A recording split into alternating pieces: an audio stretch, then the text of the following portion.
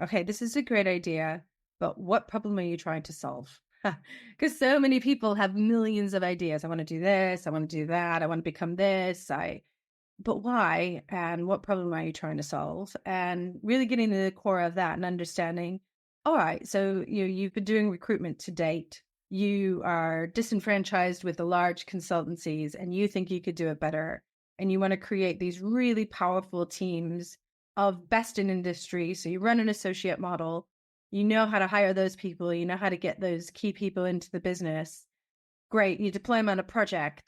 And then the missing piece, you have to then understand what's that value stream look like and where's the missing piece? Well, the missing piece for that business was there was no wrapper around ownership for the business around what was happening on the client side.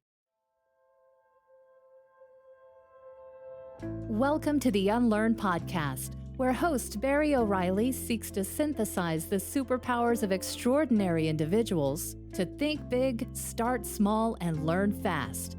Here's your host, Barry O'Reilly. Welcome to the Unlearn podcast. On this show, I'm delighted to be joined by Renee Hawkins, founder of A-Curve.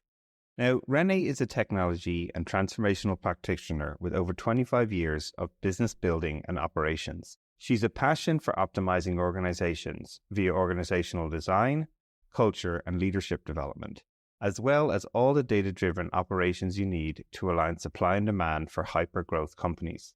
We worked together at Thoughtworks, where she was a senior executive who went through every stage of the startup story, from early stage to scale up an eventual IPO of that business. She then went on to help a recruitment company pivot their entire business model towards professional services. And today, she works as a fractional COO available for hire to help scaling businesses reach their maximum potential. She's won the Woman of the Year award in 2021 for women in technology and worked in the US, North America, Europe, India, China, Hong Kong, and Singapore, as well as being a mother of two and passionate advocate for inclusivity. In short, it's been a pleasure working with her over many years, and I'm excited to have her on the show to share her own story. So let's get started about where it began for her.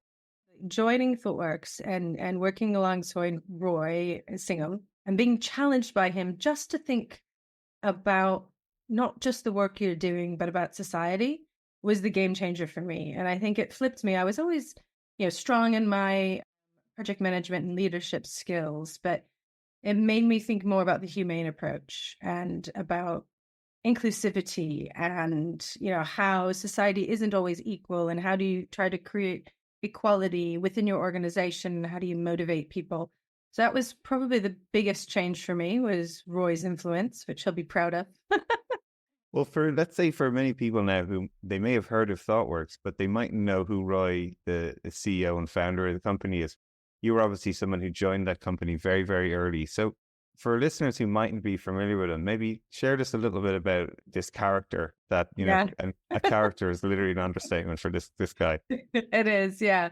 So Roy is an incredibly passionate individual who can see the lens of the world of injustice and he wants to make a big change in the world about injustice. And he started Thoughtworks, 30 something years ago, with the idea that if you just put a bunch of real smart people in the room with the right attitude, aptitude, and integrity, they could do anything and solve problems, which I thought was amazing. And we had people at Thoughtworks from all different backgrounds that created a company that, 30 years on is now $1 billion plus revenue, public on the NASDAQ. It's a pretty impressive journey. But at the core of Thoughtworks, he had this vision that you could run a business and be profitable, but also give back to society. So there was a large social justice lens that Thoughtworks had. And I thought that was really important. Well, I learned later in life it was important because, when you go to work every day, you want to be working for something and someone that has a purpose. And that was Roy. But his character was the one that would stand up in the middle of a table in the room and be like, all you fools are privileged people. And, you need to check your privilege at the door. And that was Roy. He was... yeah, he was a character, but he allowed us to think differently. And I think that was really important and something that so true. My career, yeah. Yeah, like for me personally as well, I remember walking into that company the first day and, you sort of have this induction. There's no offices. There's just a bunch of open tables in a room. You're sitting down at a table. You don't know whether you're sitting beside an intern or a CEO. It's this very flat structure. There was no managers. I still remember asking people if I need to go on holidays, who do I tell? And they say, no, you just take some, you just take a holiday. I was like, it just felt like there was so many counterintuitive notions about how a business should or could be run. But yeah, again, it opened my eyes to so many different possibilities, right? So for you, as you got to grow up in this thing, right? In this type of environment, which was very, as you say, purpose-led, thoughtful, but you also had to take a lot of responsibility for how you want to grow as a person and how you would improve yourself in your work. So what were some of the things you had to, I don't even know if unlearn is the right word, as you might sometimes say, like, got to figure this stuff out, like learn it, unlearn it, relearn it all again. So as you sort of started out on, what were some of the things that sort of you really started to strike you on your journey in this space? I think one of the things I always had thought in my mind was that to be a leader, you had to have all the answers and you had to, be the one steering the ship and knowing what direction to travel, and you knew it all. And that's not true, right? A leader is actually, at least the type of leader I am, is more of a servant leader in the sense of how do I create the space for the people that I work with to do the best work that they're doing, and how do we do that whilst satisfying our clients, right? And making those two worlds meet. So an example of that is, it's quite a funny story. So we had something called a learning and development budget, personal development budget. And it was a certain amount of money per year, and you could use it on whatever you really wanted. I mean, people went and did yoga retreats. I get the funniest things that people wanted to tell me, like, this will help me improve my development because I'm getting that Zen feeling or that mindfulness. It's like, yeah, whatever. But a real popular one was Web Summit in Lisbon, because who doesn't want to go on a jolly to Lisbon on company time and money, right? It's one of my favorite cities in Europe. Like, even with my training budget, I managed to go to South by Southwest in Austin, which was pretty amazing experience at the time. It was a tech conference. I swear, Renee, I swear it was a good use of my time. And I think most of them were. The challenge was that as a business, Web Summit became more and more popular because it was nearby. I think the tickets were free, so people could use their budget for the travel and accommodation and the rest of the trip.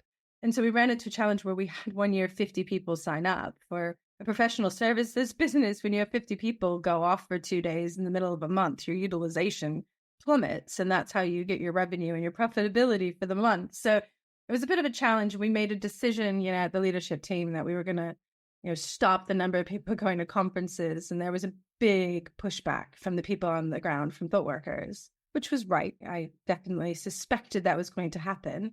We held a couple of sessions to understand what people thought. And in retrospect, what we should have done was go to them and say, here's the problem. Here's the challenge that we have. What are your ideas to help us solve the problem? So we didn't have to have an answer. We didn't have the best answer. And instead of making a decision behind closed doors and then saying, oh, here's this policy change, why don't we bring the people in the room that have some of the best minds in industry and help us solve the problem? And, I think we did a lot more of that, actually. After the back of that example, we started to create a group of people who would come together and advise us on some of the things that we were thinking of in the future, which I think was really powerful. Yeah, it's, the instant thing I think of when I hear you say that is context versus control. The motion of giving people context about, the maybe unintended consequences of their actions that they're not aware of. As a senior executive of a company, you're obviously looking at a whole different set of information. You've got metrics that you're measured on, how the business is performing, and you're thinking about it, where often maybe contributors mightn't understand that. But it's really interesting to hear you even talk a little bit about doing sort of customer discovery as well with employees, and like understanding, what are their needs? Why do they want to go to this? What's inspiring that? Like 25% of the office, like going to this one event, like, is there something that is missing already? Putting that context to people, to helping them actually make choices themselves, is a really powerful, management technique as well. So, like, how else have you put that into practice over time? Because I think that's something that is hard for people to trust in. If you say, like, if I give people the information, will I trust them to make the right decision? Or if they have more context, will they choose something that is reasonable. How do you sort of take that first step? Because most people probably never do that a lot or think to do that. I think it starts with a bit of education. I know that probably sounds a bit silly, but I remember Erin Cummins is the CFO of Thoughtworks, and there was a leadership development program that we ran. And she came to the leadership development program and presented this really amazing click-through presentation around like, how does finance work and how does Thoughtworks make money? And I was mind blown by it because I didn't understand how the whole business worked. Thoughtworks is a huge machine. There's different regions, and really just kind of understanding the basics was really powerful for me. So when I was moving into leadership roles, it was about that education piece. Similarly, I was talking about the utilization impact of the learning and development budget. We had Friday lunch and learns, and I did a lunch and learn around utilization and like, what does it mean and how do you calculate it and what impacts utilization? And again, you have to find the right balance of you feel you've given enough information, you've hired the right people through your hiring process, you've got a good culture, and then you have to have that trust for people to make the right decision. And occasionally things are going to go wrong, but with education, with the right hiring practices, and with your culture, it's going to be far and few between that you have some of those missteps, and those are probably pretty easy to course correct. Yeah, no, it's great. But like there's subtle things you're saying there, right? Like constantly communicating to people, like having a space like a lunch and learn where people can come along with their lunch and learn about business topics that matter to the company and why you're making such decisions. Like one of the things I think is always hard when you're in a bigger company as well, even in the small companies, is decisions come down with no context, right? Like we're not opening in this market, we're opening in another one, or we're not building that feature, we're building a different one. And, you just sort of pick your head up from your desk and go, well, hang on, the plan was that we were creating a shopping cart, and now this week I have to do a search algorithm. Like, what the hell's going on here? Like, management don't know what they're doing, but really it's like this idea of the context isn't getting pushed down, right? So you've obviously helped internally. Massive consultancies now like Thoughtworks do that. You've also helped clients do that. So what are some of the other little tricks you would have for people in those leadership positions about how they can keep bringing people to understanding about what's going on in companies and how the impacts of what they're doing, how they sort of show up and affect the company? Yeah, absolutely. I think storytelling is an essential skill for any leader, senior leader. You need to be able to tell a story, and facts and figures important. Connecting the dots and helping an employee understand. A lot goes into a decision for any organization. So that ability to step back and create, show the big picture and explain, okay, well, yes, this decision may seem like there wasn't a lot of thought in it, but actually this is the reason why. I think that's incredibly helpful. Really strong communication strategy. So I had worked very closely with a comms manager. We created something called the Friday Anything briefing. And when you're working in a remote setting in like a Thoughtworks organization, and encouraged clients to use this as well, you can't force people to read their email. You can't force people to do anything. You can have an internal system that maybe broadcasts, but still people don't read it. So you have to find a way in which people know that is the place to go for the information every week. And we had this, weekly Friday Anything briefing, and I would send it out every Friday morning, and people would read it with a cup of coffee, and it became habitual. And it had all of the important information you needed to know, and fun things as well, like celebrating teams and celebrating people. And it was the one-stop shop. It was the way to communicate to thought workers.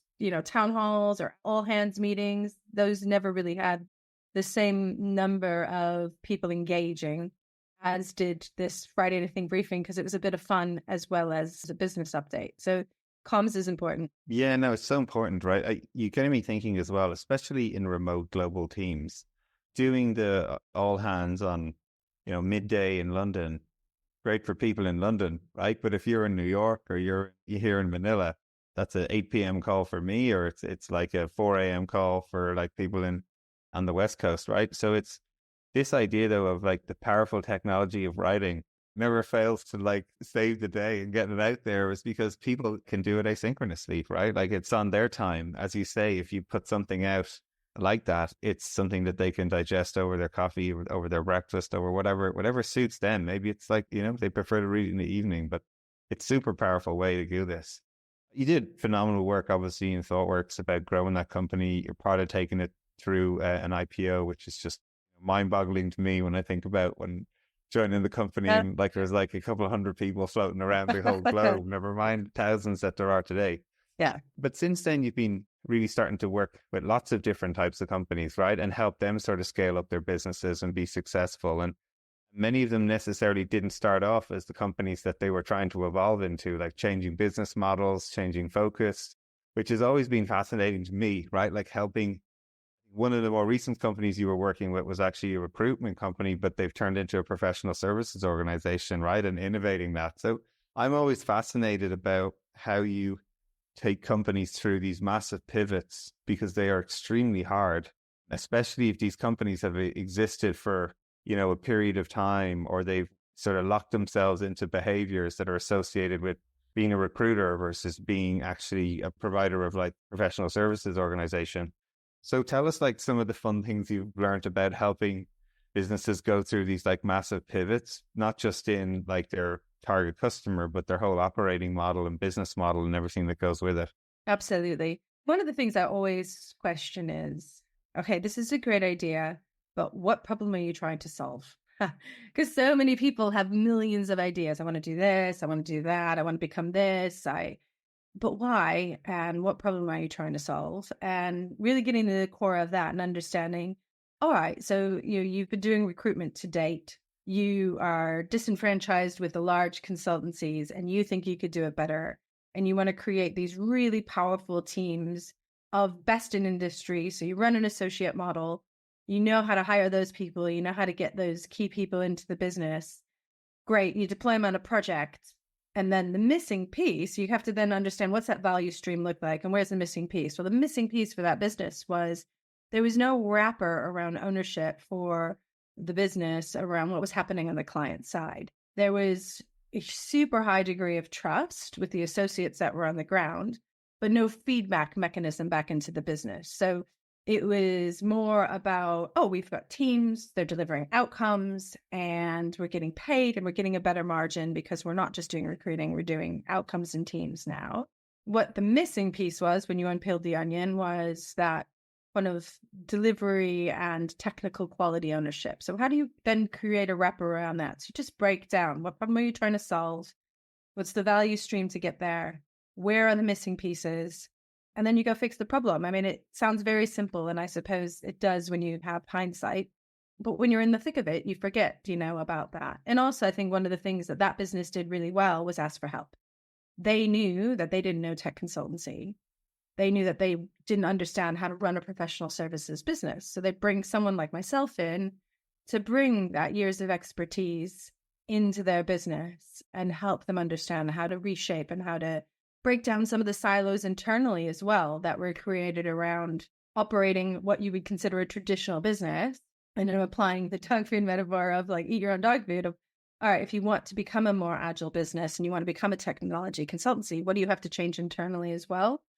And so we realigned all the internal functions to think about client. So the client was the primary focus and everybody was wrapped around that, which was a pretty cool change.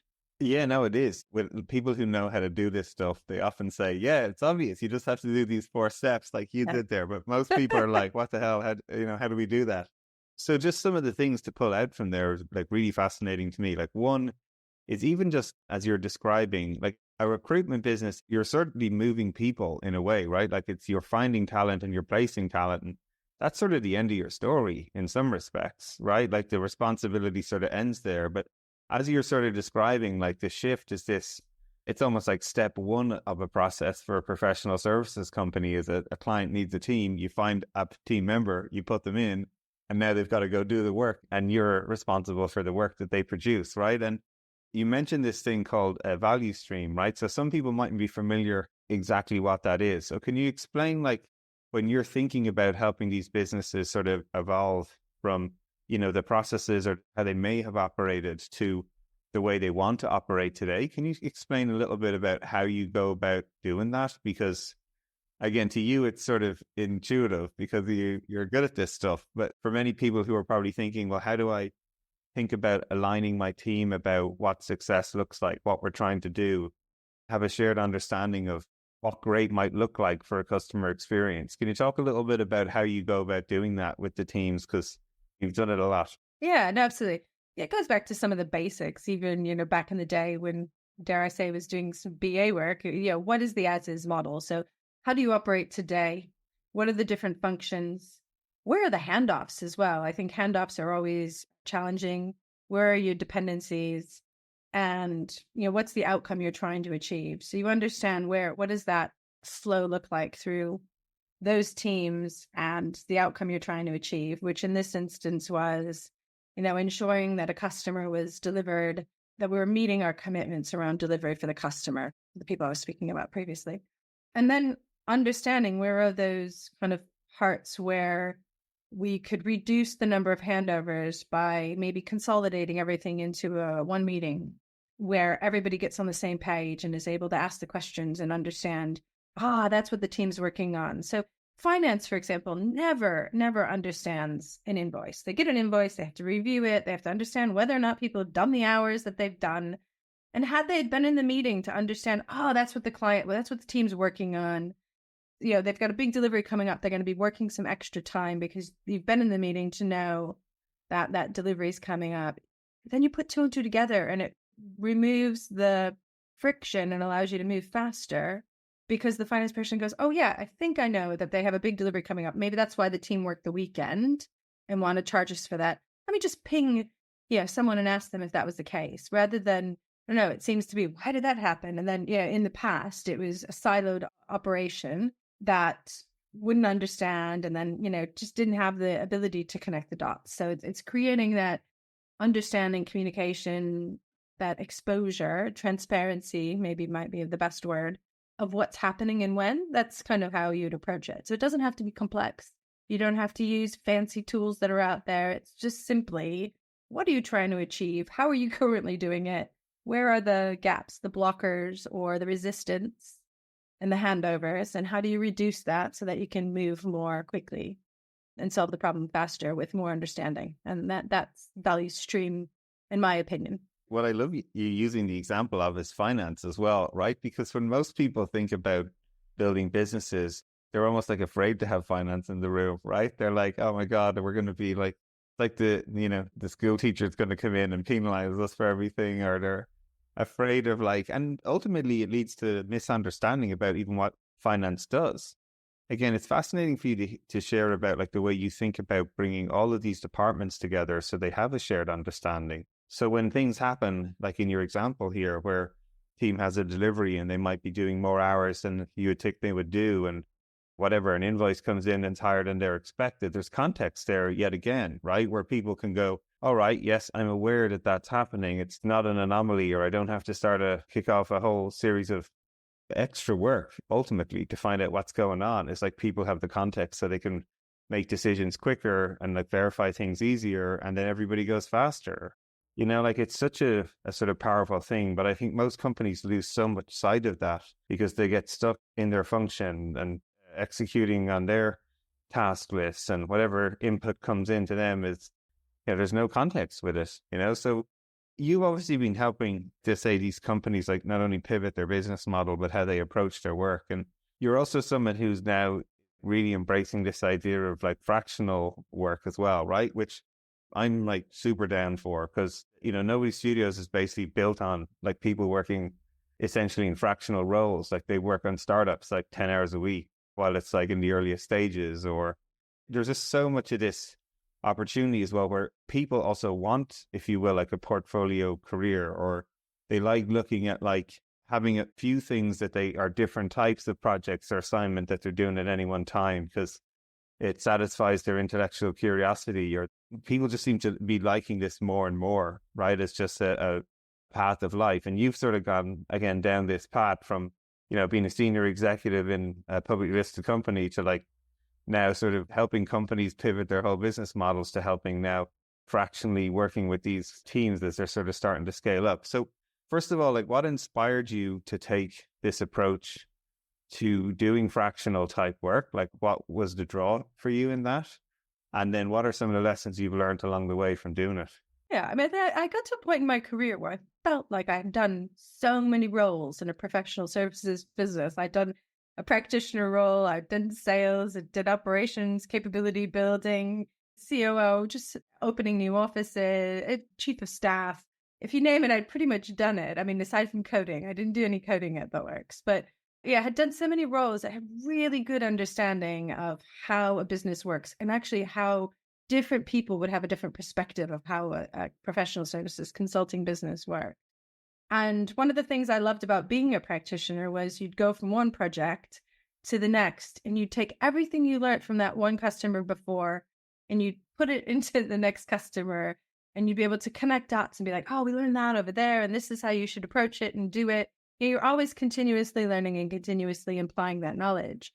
And I wanted to be able to go and take everything I'd learned in helping grow Thoughtworks to smaller businesses who couldn't necessarily afford to have that insight or that, expertise, and go and help them figure out how do they set themselves up for success early days so that they're not becoming these archaic kind of, massive organizations that don't know how to pivot at all because they haven't created that agility or that nimbleness, within the business from an early day. So that was the motivation behind it, kind of help people learn from my experiences.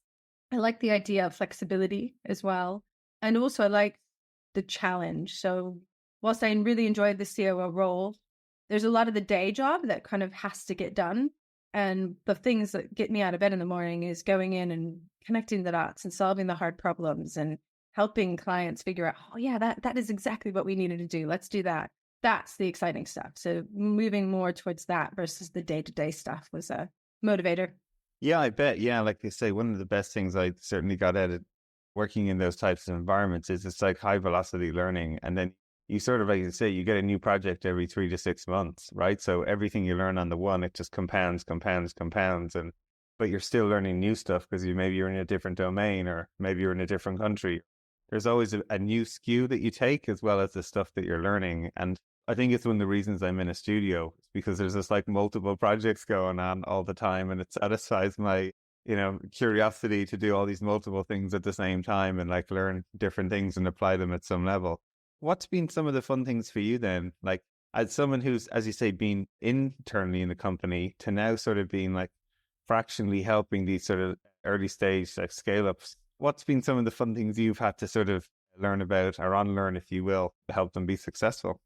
It's an interesting question. I currently working with a small business who have traditionally had a product that they were delivering and there's an opportunity to expand that. And there's big visions and exciting things happening. Inbound clients are coming in all the time because they love the concepts in the product that's being sold. So there's a lot happening, but almost too much, which can be overwhelming for the founder and owner. So it's about slowing down to speed up. And again, I mentioned earlier as well, so it feels like everything kind of comes down to these few things is what problem are we really immediate problem are we trying to solve? And let's fix that first, get that rhythm, get the business rhythm around, okay, we're going to take the product, we're going to expand it slightly. We're not going to expand it to the nth degree yet. We're going to expand what you currently have slightly, go to market with that, continuously test and learn. How is this working? How is it sitting with customers? And it's solving the inbound sales problem. We have too many people coming into the business wanting help, but we don't have a very distinct, this is how we recommend we help. So we're solving that problem first. And then there is a longer tail about how do we get stickiness for the client around the products that we're offering. And we don't have that fully figured out yet, but that's okay. Like we don't have to know that today. We can go to market with this now, get the ideal client to go experiment with them, figure out how we work together to get the stickiness, and then kind of codify the stickiness with that customer. And right, so I think there's just been different ways you want to be here, but actually what are the baby steps that you need to take to get there? I don't know if you remember Women in Leadership Wild at Thoughtworks. There was an exercise we used to do called Down the Mountain. So it's like, what is your big audacious goal? And I'm like, climbing up some massive mountain and then going backwards. How did you achieve it? And then you get down to the bottom and you realize actually the first step is maybe walking around the block is your first step to climbing the mountain. You just have to walk around the block first. You don't have to climb the mountain yet. You'll get there step by step, but knowing, getting that exposure and help from someone who has that expertise to help you break it down. or even just a coach, someone to help you think through your problems, ask the right questions, and help you figure out how to approach that journey without being overwhelmed. That's one of the things I'm doing right now, which is quite fun. Yeah, I bet, and again, it sounds so simple when you're saying it, but when you're in the sort of tornado of a business, when stuff is coming at you, oh, we've got these all exciting opportunities and two customers want to buy product A and someone wants product C, we haven't built that yet. No, we have to do everything. And it can cause more and more chaos. Like it whips up this whole sort of frenzy of activity, but not a lot of action and coordination and making things go forward in a meaningful way, right? And I think that ability, even just these examples of little tools you're sharing about helping people then realize like what is the big audacious goal that they might have and what they're trying to get to, but like decomposing that down to smaller, earlier steps. Think big, start small idea, I think is so important, right? And you do need sometimes people to be able to help you just sort of see the path a little bit and trust, if you will, in the way of starting smaller and building momentum rather than trying to do everything at the same time and it becoming essentially a cluster waiting to happen, essentially, of all these moving parts, which are extremely hard to manage, right, and coordinate at the same time. But again, it's just nice to hear you talk about how you help think about doing that, because I think many businesses and scaling startups, it just feels like there's 1,000 fires going. And if you're lucky, the trick is to put one out at a time rather than trying to put them all out at the same time, which is, it's just never going to work.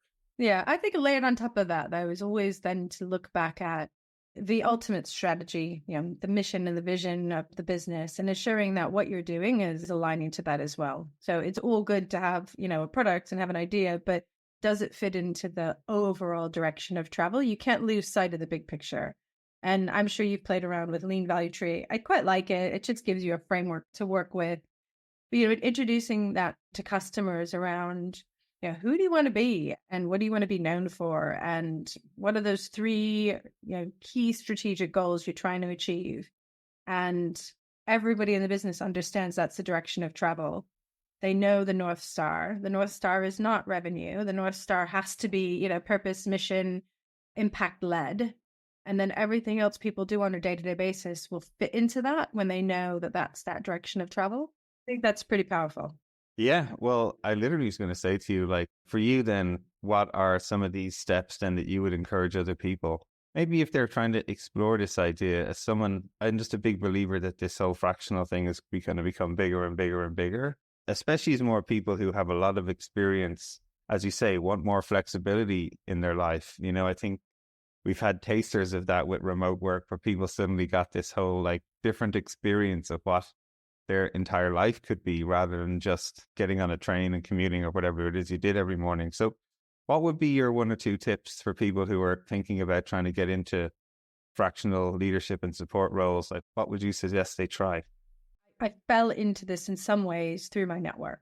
I was just continuing to go out and meet people and talk about their businesses and understand their problems and potentially looking at maybe doing another big role. And what I realized was that there were so many small businesses that needed my support that if I just offered them a fraction of my time, it made sense.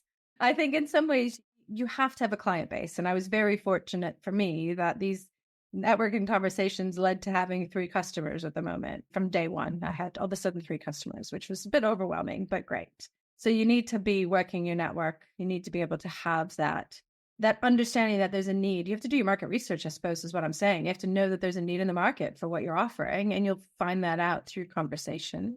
And that's how Thoughtworks always grew. And I use Thoughtworks a lot as my example because I spent 18 years there. But Thoughtworks didn't go geographically because, we want to go and open an office in India. We grew because, a client needed us to go do something in India, and we'd go for the client and go, okay, well, we'll do that in India for you.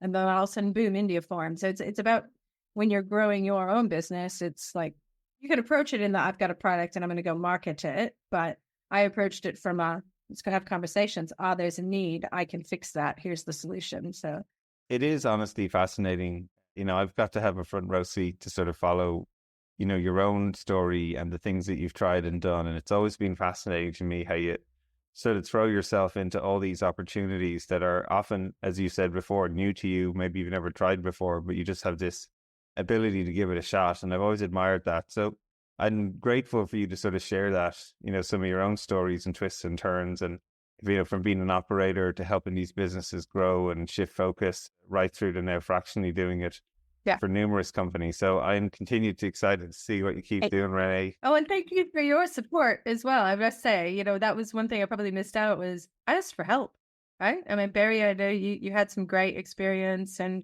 Nobody Studios. And so I reached out to you for advice on how you set yourself up. I reached out to my friend Dan North, who's an independent. And you go out there and you talk to people and you find out, how did you do it? What do you recommend? And I learned a lot from asking questions. I couldn't agree more. It's all about paying it forward and sharing what you know, and everybody gets better. So great advice as ever. Thank you again for being on the show. And I look forward to having you back again in the future. Great. Thanks, Barry. Thank you. Hey everyone. I hope you enjoyed that show, but I'm even more delighted to share the exciting news.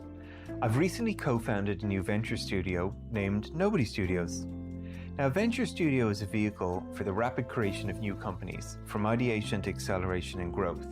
And our purpose at Nobody Studios will be to de-risk pre-seed stage business ideas. We'll do this by minimizing the time, speed, and capital involved in validating truly repeatable and scalable business models before any significant venture investment. We've an audacious goal to start 100 compelling companies over the next 5 years, and who knows how many beyond that.